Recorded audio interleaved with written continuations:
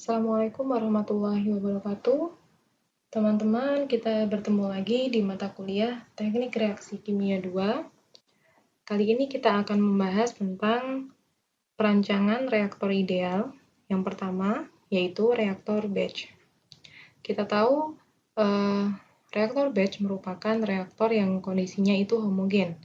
Artinya homogen adalah konsentrasi di setiap titik itu sama. Nah, sehingga ketika sistem berjalan, tidak ada perbedaan konsentrasi di setiap titik pada saat waktu tertentu. Kemudian kita juga mengetahui bahwa pada reaktor batch, selama sistem itu terjadi atau selama sistem itu berjalan, tidak ada input maupun output di dalam prosesnya. Sehingga artinya ketika umpan dimasukkan ke dalam sistem, kemudian sistem mulai berjalan, maka tidak ada lagi umpan yang masuk maupun produk yang keluar sampai proses itu benar-benar selesai. Oke, untuk meninjau perancangan reaktor batch, yang dibutuhkan adalah waktu reaksi. Yang dibutuhkan untuk merancang reaktor batch itu bukanlah volume, tetapi yang dibutuhkan untuk merancang reaktor batch atau yang biasa ditanyakan dalam perancangan reaktor batch adalah waktu yang dibutuhkan untuk reaksi sampai mencapai konversi tertentu. Karena biasanya pada perancangan reaktor batch sudah ditentukan volumenya, sehingga yang perlu kita cari hanya waktunya saja. Oke, pertama-tama kita tuliskan dulu neraca massanya, di mana kita tahu neraca massa adalah input secara umum ya, input dikurangi output, ditambah dengan generasi atau penambahan, dikurangi dengan konsumsi, sama dengan akumulasi. Nah, apabila kita tinjau dari segi reaktor batch atau reaksi batch, dan kita tinjau dari segi reaktannya, maka kita tahu pada reaktor batch tidak ada input maupun output selama proses, sehingga kita bisa coret input dan output. Kalau ditinjau dari sisi reaktannya, otomatis tidak ada penambahan, tidak ada generasi. Kita coret generasinya. Apakah ada konsumsi? Jawabannya ada. Karena dia adalah reaktan, maka reaktan selama proses akan terkonsumsi seiring berjalannya waktu. Nah, sehingga persamaannya adalah konsumsi sama dengan minus akumulasi. Nah, awalnya kan minusnya di sini, cuman saya pindah ruaskan minusnya ke kanan untuk memudahkan perhitungan di persamaan selanjutnya. Oke. Kemudian kita jabarkan satu persatu. Konsumsi. Konsumsi itu artinya adalah berapa reaktan yang berkurang selama proses. Nah, biasanya itu digambarkan dengan laju reaksi atau laju berkurangnya A selama proses, yang biasa disimbolkan sebagai min RA. Nah, sedangkan kita tahu min RA itu, penjabarannya min RA itu adalah dCA per dt. dCA per dt. Teman-teman sudah tahu ini definisi ini di mata kuliah TRK 1 dCA per dt, di mana CA adalah konsentrasi dan T adalah waktu. Sehingga satuan dari min RA adalah konsentrasi per waktu. Nah, kita tahu konsentrasi itu adalah mol per volume. Nah, konsentrasi adalah mol per volume, sehingga satuan dari min RA adalah mol per waktu per volume. Nah, itu didapatkan dari persamaan dCA per dt. Oke.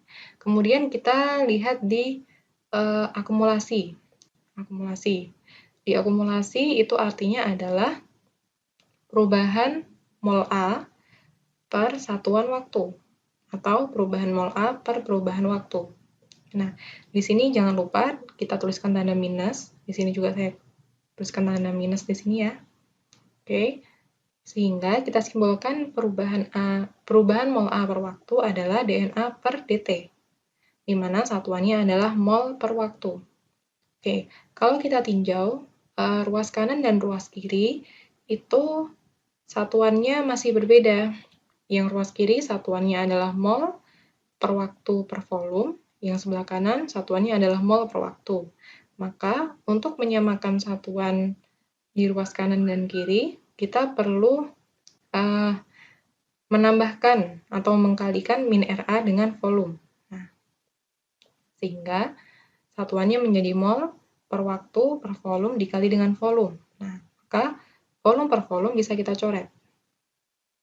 Oke, kalau sudah begini berarti satuan dari ruas kiri dan ruas kanan sudah sama, yaitu mol per waktu. Nah, sehingga persamaannya menjadi min RA dikali V sama dengan min DNA per DT. Nah, teman-teman kemarin juga sudah tahu definisi dari NA. Definisi dari NA itu adalah NA0 1 min XA. Saya ulangi, definisi dari NA adalah NA0 dikalikan dengan 1 min XA. Nah, kemudian kita susun ulang persamaannya. Karena NA0 nilainya konstan, maka bisa kita keluarkan dari diferensiasi. Nah, sehingga persamaannya menjadi min NA0 dikali dXA per DT. Min dikali min, maka jadi plus. Oke, sehingga persamaannya menjadi min RA dikalikan dengan V sama dengan NA0 dikali dXA per DT. Oke, kemudian dari persamaan tadi, yang kita sebut sebagai persamaan 5, ya ini, kita sebut sebagai persamaan 5, kita susun ulang, karena seperti yang kita bahas di awal, yang perlu kita cari dalam perancangan reaktor batch adalah berapa waktu yang dibutuhkan untuk reaksi, maka kita pindah ruaskan DT ke sebelah kiri, DT sama dengan NA0 dXA per min RA dikalikan dengan V. Nah, kemudian kita integralkan masing-masing DT dan dXA-nya menjadi integral 0 sampai T dt sama dengan integral NA0 dXA per min RA dikalikan dengan volume. Oke, sehingga hasil dari integrasinya adalah T sama dengan NA0. Kenapa NA0 bisa keluar? Karena NA0 nilainya konstan. NA0 merupakan nilai yang konstan, nilai awal, atau nilai mula-mula, sehingga nilainya konstan.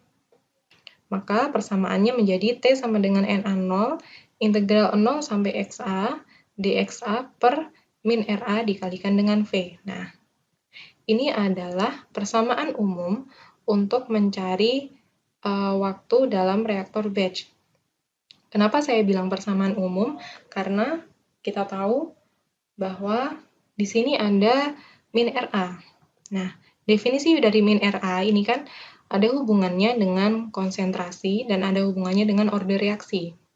Teman-teman masih ingat pada mata kuliah TRK 1 kita sudah membahas min RA sama dengan KCA pangkat N atau pangkat order. Nah, kalau ordernya 0 berarti min RA sama dengan K. Kalau ordernya 2 kalau ordernya 1 berarti min RA sama dengan KCA. Kalau ordernya 2 berarti min RA sama dengan KCA pangkat 2 dan seterusnya. Nah, sehingga nilai dari min RA nanti itu sangat bergantung pada kondisi reaksinya atau order reaksinya. Nah, kemudian ada volume. Nah, volume di sini juga bisa berubah-ubah. Karena kita kemarin sudah membahas ada 3 kasus tertentu dalam perancangan reaktor batch dan juga reaktor flow, di mana ada kasus dengan volume yang konstan atau densitas yang konstan, ada kasus dengan volume berubah yang ditandai dengan epsilon A tidak sama dengan 0, dan juga ada kasus dengan volume berubah dan tekanan serta temperaturnya berubah. Nah, sehingga itu juga akan berpengaruh pada nilai V di sini.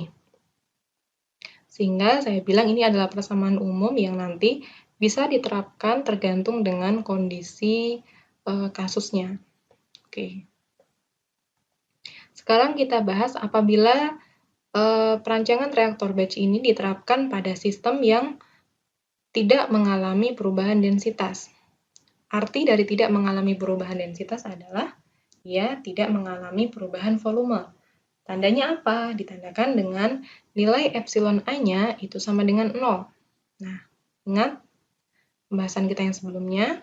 Kemudian, tandanya apa lagi? Kalau sistem itu tidak mengalami perubahan volume, tandanya adalah volume awal dan volume akhir itu sama, sehingga dapat disimbolkan sebagai V sama dengan V0, atau V akhir sama dengan V awal. Oke, pertama-tama kita tuliskan dulu persamaan umumnya. Ini adalah persamaan umum. Kemudian, karena di sini volumenya konstan, maka kita bisa menyamakan antara V dan juga V0. Kita pindah ruaskan V ke sini, sehingga Na0 per V adalah Ca0. Nah, sehingga persamaannya menjadi seperti ini.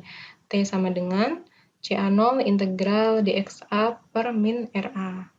Nah, ini adalah persamaan yang bisa digunakan untuk menghitung waktu pada reaktor batch. Selanjutnya, kita tahu bahwa kemarin di 3 kasus yang berbeda, itu mempunyai hubungan konversi dan juga konsentrasi yang berbeda.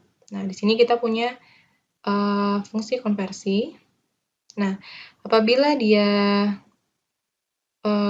volumenya konstan, maka kita menggunakan kasus yang pertama. Nah, dari persamaan kasus yang pertama, dari persamaan kasus 1, kita punya bahwa definisi dari XA adalah 1 min Ca per Ca0, atau definisi dari dxa adalah minus dCa per Ca0. Sehingga persamaan ini kita substitusikan ke sini. Nah, kita substitusikan ke persamaan. Setelah kita substitusikan, maka persamaannya berubah menjadi T sama dengan Ca0 integral minus dCa per Ca0 per min Ra. Nah, sehingga yang diintegralkan bukan lagi dxa, tapi di sini yang diintegralkan adalah dCa. Nah, oke. Kemudian kita susun ulang persamaannya, kita pisahkan antara dCa dan juga Ca0-nya, sehingga persamaannya berubah menjadi minus Ca0 integral 1 per Ca0 dCa per min Ra. Nah, kita tahu di sini ada Ca0, di sini juga ada Ca0, bisa kita coret. Sehingga persamaannya menjadi minus integral dCa per min Ra. Oke. Ini dia. Nah, ini dari sini. Nah, yang ini dari sini.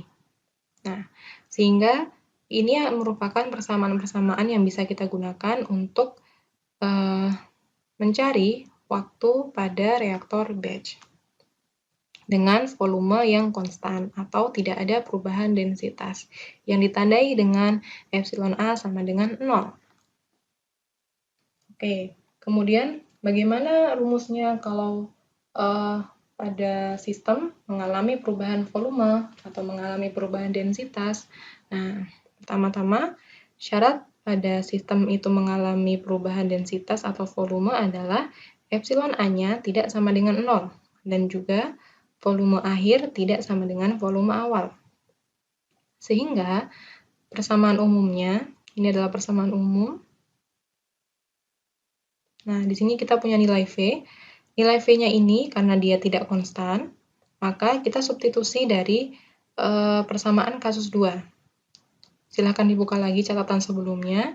Dari persamaan kasus 2, kita punya nilai fungsi volume yang berubah, yaitu di mana V sama dengan V0 dikalikan dengan 1 plus epsilon A dikalikan dengan XA.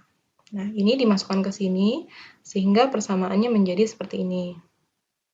Tinggal kita susun ulang, V0-nya diubah ke sini, sehingga menjadi Ca0. Na0 per V0 sama dengan Ca0. Persamaannya menjadi T sama dengan Ca0 integral dxa per min RA dikalikan dengan 1 plus epsilon A XA. Nah, ini merupakan persamaan yang bisa digunakan untuk mencari waktu pada reaktor batch dengan volume yang berubah. Oke, di sini juga kita lihat ada nilai DXA, di mana nilai DXA ini juga mempunyai fungsi yang berbeda-beda sesuai dengan kasusnya. Silakan teman-teman lihat kembali catatan sebelumnya. Untuk kasus 1 otomatis tidak dipakai di kasus ini, karena ini adalah kasus yang mengalami perubahan densitas atau perubahan volume, sehingga DXA yang dipakai adalah DXA pada kasus 2 maupun DXA pada kasus 3.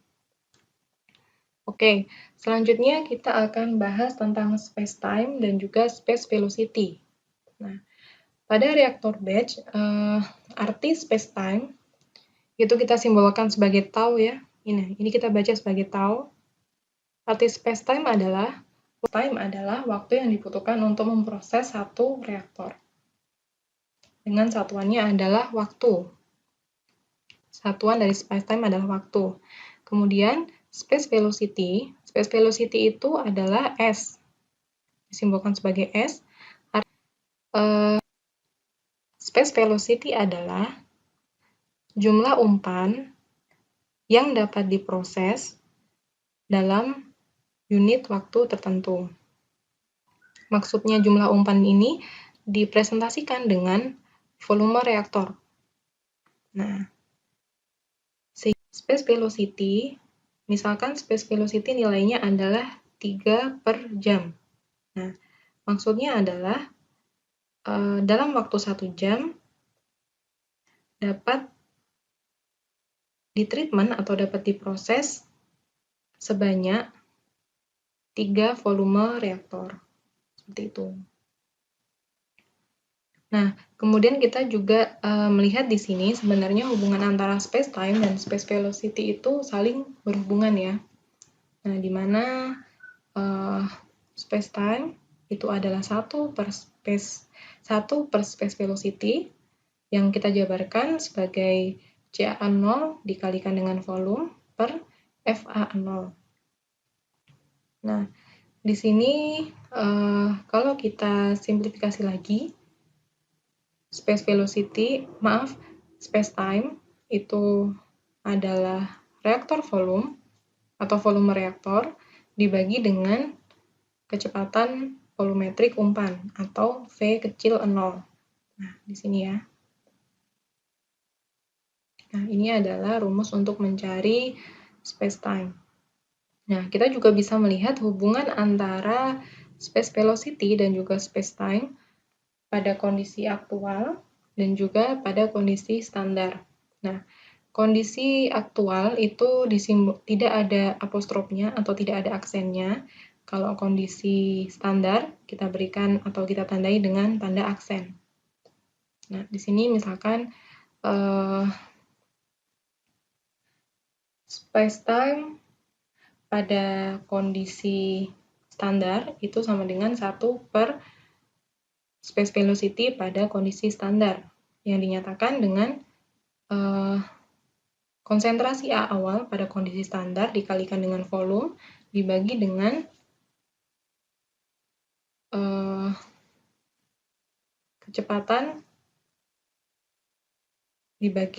kecepatan reaktan masuk. Nah, hubungannya dengan kondisi aktualnya adalah space-time velocity pada kondisi aktual dikalikan dengan konsentrasi A awal pada kondisi standar dibagi dengan konsentrasi A awal pada kondisi aktual. Nah, ini merupakan hubungan antara space velocity dan space-time dengan kondisi aktual dan kondisi standar. Oke. Baik, sekian dari saya. Nanti akan saya berikan contoh-contoh pengerjaan soalnya. Mohon maaf apabila ada kurang atau ada kesalahan dalam saya menyampaikan. Wassalamualaikum warahmatullahi wabarakatuh.